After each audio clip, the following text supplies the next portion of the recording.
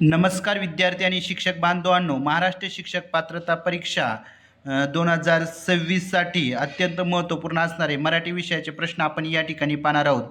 हे जे प्रश्न आहेत ते 22 जुलै 2017च्या परीक्षेला आलेले आहेत. पहा, म्हणजे अशा पद्धतीचे प्रश्न परीक्षेला विचारले जातात. चला तर मग आपण प्रिव्हियस इयरचे हे जे प्रश्न आहेत ते प्रश्न आणि त्याची उत्तरं पाहणार आहोत. पहा, 32वा प्रश्न होता, आभाळ या नामाचे योग्य विशेषण कोणते? थंडगार, निरभ्र, अभ्र आणि अंबर. पहा, आभाळचं काय येणार आहे योग्य विशेषण ते तुम्ही सांगायचं आहे. कमेंट करून देखील तुम्ही सांगू शकता. थंडगार येईल का, अभ्र येईल का, अंबर येईल का, निरभ्र येईल? तर त्याचं अचूक उत्तर आहे निरभ्र. कोणतं उत्तर असणार आहे? तर निरभ्र हे उत्तर असणार आहे. पहा, निरभ्र. कोणतं? निरभ्र. आभाळ कसं असतं? निरभ्र असतं. ओके, चला पुढं. 33वा प्रश्न आहे, मधु लाडू खात असे या वाक्यातील काळ ओळखा. पहा, मधु लाडू खात असे या वाक्यातील काळ ओळखा. रीती भूतकाळ, रीती वर्तमान काळ, रीती भविष्यकाळ, वर्तमान काळ. चला सांगा. 33वा प्रश्न आहे, मधु लाडू खात असे वाक्यातील काळ ओळखा. पहा, त्याचा काळ आहे पहा पर्याय क्रमांक 1 रीती भूतकाळ. कोणता? रीती भूतकाळ. रीती भूतकाळ. त्यानंतर पुढचा प्रश्न आहे पहा,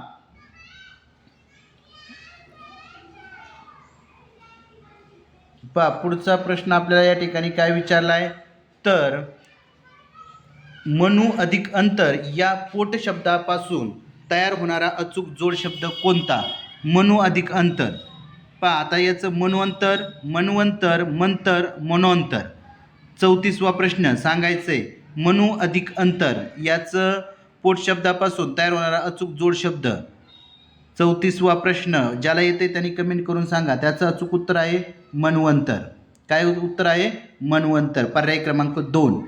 त्यानंतर पहा, 35वा प्रश्न आहे, कोणत्या समासात दोन्ही पदांना महत्त्व नसून, पहा कोणत्या समासात दोन्ही पदांना महत्त्व नसून तिसऱ्याच गोष्टीचा बोध महत्त्वाचा मानला जातो? अव्ययभाव, तत्पुरुष, द्वंद्व, बहुव्रीही. सांगा. 35वा प्रश्न आहे, कोणत्या समासात दोन्ही पदांना महत्त्व नसून तिसऱ्याच गोष्टीचा बोध महत्त्वाचा मानला जातो? त्या समासाला काय म्हणायचं? तर त्या समासाला म्हणायचं बहुव्रीही समास. काय? बहुव्रीही समास. पर्याय क्रमांक 4. चला आता आपल्याला पुढचा 36वा प्रश्न पाहायचा आहे. पहा, आता 36वा प्रश्न काय आहे?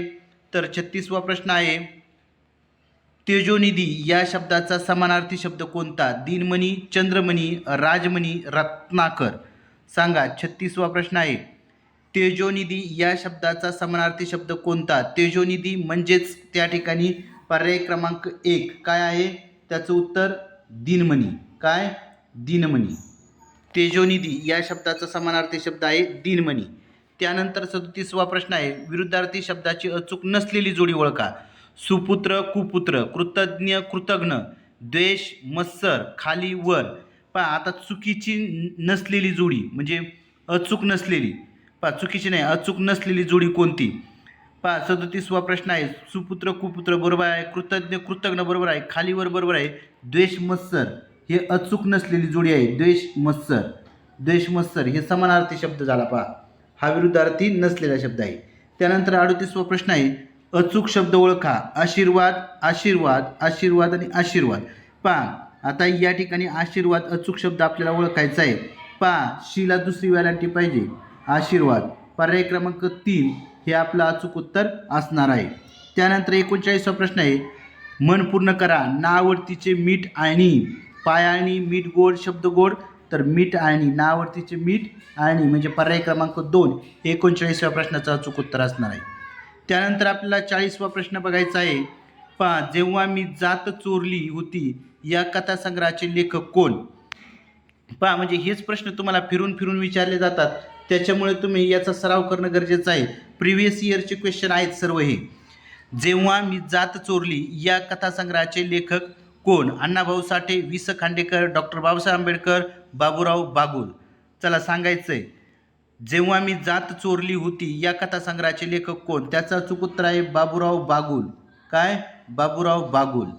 बाबूराव बागुल हे या कथासंग्रहाचे लेखक आहे. त्यानंतर 41वा प्रश्न आहे, प्रतिबंध करणे या वाक्प्रचाराचा वाक्प्रचार कोणता? प्रतिबंध करणे या अर्थाचा वाक्प्रचार. मज्जाव करणे, धडा शिकवणे, विपर्यास करणे, पल्ला गाठणे. पहा, प्रतिबंध करणे म्हणजेच त्या ठिकाणी मज्जाव करणे. पर्याय क्रमांक 1 मज्जाव करणे म्हणजेच प्रतिबंध करणे. लेखन नियमानुसार अचूक शब्द कोणता? पहा प्रित्यर्थ, प्रित्यर्थ, प्रित्यर्थ आणि प्रित्यर्थ. 42वा प्रश्न आहे पहा लेखन नियमानुसार अचूक शब्द कोणता? प्रित्यर्थ. प ची वेलांटी दुसरी पाहिजे, प्रित्यर्थ. पर्याय क्रमांक 2 हा अचूक उत्तर आहे पहा. 43वा प्रश्न आहे कोणत्या दोन विभक्तीचे प्रत्यय सारखे असतात?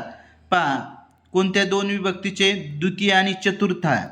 म्हणजेच त्या ठिकाणी 43व्या प्रश्नाचं उत्तर असणार आहे पर्याय क्रमांक 3 पहा सलाते सलानाते, सलाते सलानाते. द्वितीय आणि चतुर्थीचे प्रत्यय कसे असतात? सारखे असतात. त्यानंतर आपल्याला 44वा प्रश्न पाहायचा आहे अनेकवचनी शब्द कोणता? पहा अनेकवचनी शब्द कोणता? निरोप, मार्ग, नाव आणि वाटा. अनेकवचनी शब्द आपल्याला विचारलाय पहा. 44वा प्रश्न आहे. ज्याला येते त्यांनी कमेंट करून सांगा अनेकवचनी शब्द कोणता? कोणता आहे? पर्याय क्रमांक 4 वाटा. त्यानंतर वाक्यातील कर्ता, कर्म, क्रियापद यातील परस्पर संबंधाला काय म्हणतात? क्रियाविशेषण, अव्यय, प्रयोग, शब्दसिद्धी. चला झटपट सांगायचे. 45वा प्रश्न आहे वाक्यातील कर्ता, कर्म, क्रियापद यांच्यातील परस्पर संबंधाला काय म्हणतात? त्याचं अचूक उत्तर आहे पर्याय क्रमांक 3 प्रयोग म्हणतात. काय म्हणतात? प्रयोग. त्यानंतर 46वा प्रश्न आहे पहा शाहीर काव्यात प्रामुख्याने 2 रचना प्रकारांचा समावेश होतो. शाहीर काव्यामध्ये प्रामुख्याने कोणत्या 2 रचना प्रकारांचा समावेश होतो? पहा पोवाडा, भारुड, लावणी, अभंग. पोवाडा, लावणी, भारुड, अभंग. तर त्याचं अचूक उत्तर आहे पर्याय क्रमांक 3 पोवाडा आणि लावणी. शाहीर काव्यामध्ये प्रामुख्याने कोणत्या 2 रचना प्रकारांचा समावेश होतो? तर पोवाडा आणि लावणी. त्यानंतर आपल्याला 47वा प्रश्न पाहायचा आहे पहा चुकीचे समीकरण ओळखा. काय प्रश्न आहे? चुकीचे समीकरण ओळखा. संत एकनाथ भारुड, संत ज्ञानेश्वर ओवी, संत तुकाराम अभंग, संत नामदेव पसायदान. पहा पसायदान कोणाचं आहे? तर संत ज्ञानेश्वरांचं पसायदान आहे. म्हणजे 47व्या प्रश्नाची चुकीची जोडी सांगितलं आहे आपल्याला तर पर्याय क्रमांक 4 संत नामदेव पसायदान ही चुकीची जोडी असणार आहे. त्यानंतर 48वा प्रश्न आहे 2 छोटी वाक्ये उभयनवी अव्ययाने जोडताना कोणत्या विरामचिन्हांचा वापर करतात? पहा जर 2 छोटी वाक्य आपल्याला काय करायची आहेत? जोडायची आहेत. तर कोणत्या विरामचिन्हांचा वापर करतात? तर अर्धविराम. पर्याय क्रमांक 2 अर्धविराम. 2 छोटी वाक्य उभयनवी अव्ययाने जोडताना कोणत्या विरामचिन्हाचा वापर करतात? अर्धविराम. आता 49वा प्रश्न आहे मालिनी या वृत्ताचे गण कोणते? कमेंट करून लगेच सांगायचे मालिनी या वृत्ताचे गण कोणते? न न म य य, न न म य य. पहा म्हणजे मालिनी या वृत्ताचे गण कोणते आहेत? न न म य य. त्यानंतर 50वा प्रश्न आहे पहा काय आहे 50वा प्रश्न? तर श्रीकृष्ण नवरा मी नवरी. पहा श्रीकृष्ण नवरा मी नवरी, शिशुपाल नवरा मी नवरी यात कोणता अलंकार आहे? हा जो 50वा प्रश्न आहे तो परीक्षा परिषदेने त्या ठिकाणी काय केला होता? रद्द करण्यात आला होता पहा. त्यानंतर 51वा प्रश्न आहे पहा म्हणजेच जे 22 जुलै 2017चा पेपर झाला या पेपरमध्ये हा जो अलंकार ओळखा हा प्रश्न काय करण्यात आला होता? रद्द करण्यात आला होता. त्यानंतर 51वा प्रश्न आहे सुप्रसिद्ध कवी ग्रेस यांचे नाव काय? आता कवी ग्रेस यांना काय म्हणतात? माणिक गोडघाटे, सीताराम गोडघाटे, मिथिला गोडघाटे, राघव गोडघाटे. तर सुप्रसिद्ध कवी ग्रेस यांचं नाव आहे माणिक गोडघाटे. पर्याय क्रमांक 1 माणिक गोडघाटे. त्यानंतर संबोधनयुक्त शब्दरूप कोणते? संबोधनयुक्त शब्दरूप कोणते? देवी, देवता, देव, देवांनो. पहा आता संबोधन आपल्याला संबोधन करायचं म्हणजे आपण काय म्हणतो? देवांनो. संबोधन. संबोधनचं या ठिकाणी प्रत्यय आहे पहा नो. बरोबर नाही? म्हणून देवांनो. त्यानंतर 53वा प्रश्न या ठिकाणी आपल्याला विचारला आहे ढग दाटून आल्यामुळे पावसाची शक्यता आहे. वाक्य प्रकार ओळखा. पहा आता कोणता वाक्य आहे? मिश्र वाक्य आहे, केवळ वाक्य आहे की संयुक्त वाक्य आहे? बरोबर. 53वा प्रश्न आहे पहा ढग दाटून आल्यामुळे पाऊस पडण्याची शक्यता आहे. पहा 53व्या प्रश्नाचं अचूक उत्तर आहे केवळ वाक्य. कोणतं वाक्य आहे? केवळ वाक्य. ढग दाटून आल्यामुळे पाऊस पडण्याची शक्यता आहे. केवळ वाक्य. त्यानंतर अनुक्रम या शब्दातील उपसर्ग ओळखा. अनु, क्रम आणि अ. आता अनुक्रमचा उपसर्ग म्हणजे त्या ठिकाणी अगोदर आलेला असतो पहा उपसर्ग. पहा काय आहे? अनु आणि क्रम. बरोबर. म्हणजेच या ठिकाणी अनुक्रम. अनु हा काय आहे? उपसर्ग आहे. त्यानंतर 55वा प्रश्न आहे वडील मंडळीस पत्र लिहिताना कोणता अचूक मायना लिहावा. पहा आता वडील मंडळीला बरं का, वडील मंडळींना लिहिताना आपण काय करत असतो. पहा हा प्रश्न आत्ताच्या TET मध्ये देखील आला होता. वडील आई वडिलांना पत्र लिहिताना असा आला होता पहा प्रश्न. आता हे वडील मंडळींना पत्र लिहिताना तीर्थस्वरूप आणि आई वडिलांना तीर्थरूप, बरोबर, आई वडिलांना तीर्थरूप आणि वडील मंडळीस तीर्थस्वरूप, हे खूप महत्त्वाचं आहे.